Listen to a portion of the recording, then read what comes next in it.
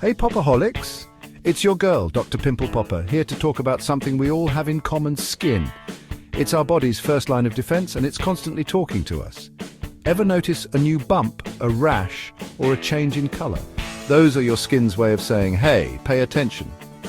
As a dermatologist, I see all sorts of crazy things happening on the skin. One of the most important parts of my job is identifying what's normal and what's not. That's where understanding primary skin lesions comes in handy.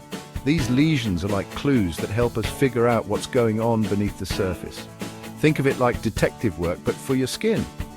So let's dive in and learn about these telltale signs.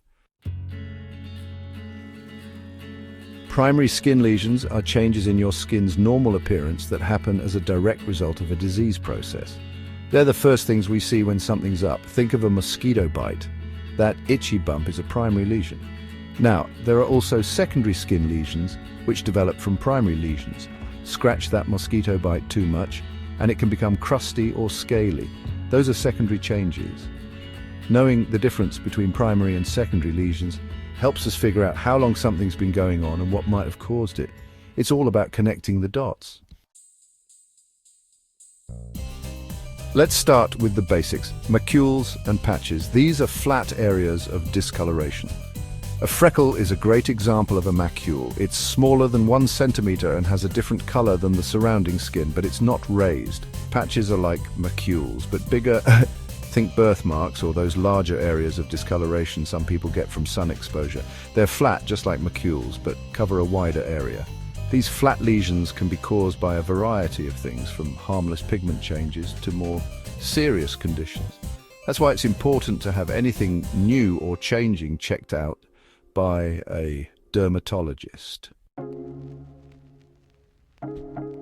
Now let's talk about papulas and plaques. These lesions are raised above the skin's surface. Imagine a small solid bump. That's a papule. Warts and some moles are good examples. Plaques are like papules, but bigger and flatter on top. They feel like a thickened area of skin. Psoriasis often causes plaques, which can be itchy and uncomfortable. Just like macules and patches, papules and plaques can have many causes. They can be caused by inflammation, infection, or even an overgrowth of skin cells. Section 5. Nodules. Deeper down we go. Nodules are like papules, but they go deeper into the skin. They feel like hard bumps and can be small or large. A cyst is a type of nodule that's filled with fluid or other material. Remember those satisfying cyst pops? Those are nodules. Nodules can be caused by many things, including inflammation, infection, or even cancer. That's why it's so important to have any new or growing nodules checked out by a dermatologist. Section 6. Vesicles and bullae. Fluid-filled fun. Vesicles and bullae are like little water balloons in your skin. They're filled with clear fluid. A blister from a burn is a classic example of a bulla. Vesicles are smaller. Think chickenpox or cold sores. These fluid-filled lesions can be itchy or painful, and they can sometimes become infected. It's important to keep them clean and dry, and to avoid picking at them. Section 7. Pustules. Not so fun, but important. Pustules are like vesicles, but they're filled with pus, that thick yellowish fluid that your body produces to fight infection.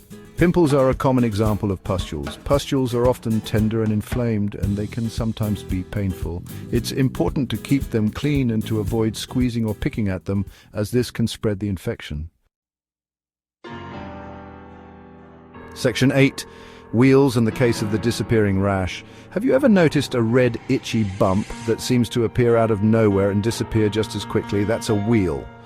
Wheals are also known as hives, and they're caused by an allergic reaction.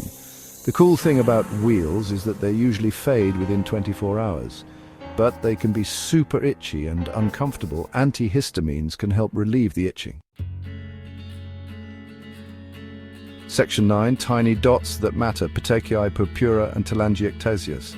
Last but not least, let's talk about those tiny red or purple dots that can pop up on your skin. Petechiae, Purpura and Telangiectasias. These are all caused by bleeding under the skin. Petechiae are tiny pinpoint dots. Purpura are larger, flat areas of bleeding. And Telangiectasias are like tiny, permanently dilated blood vessels. They're often called spider veins. These little dots can be harmless, but they can also be a sign of something more serious. It's always best to have them checked out by a dermatologist, just to be safe.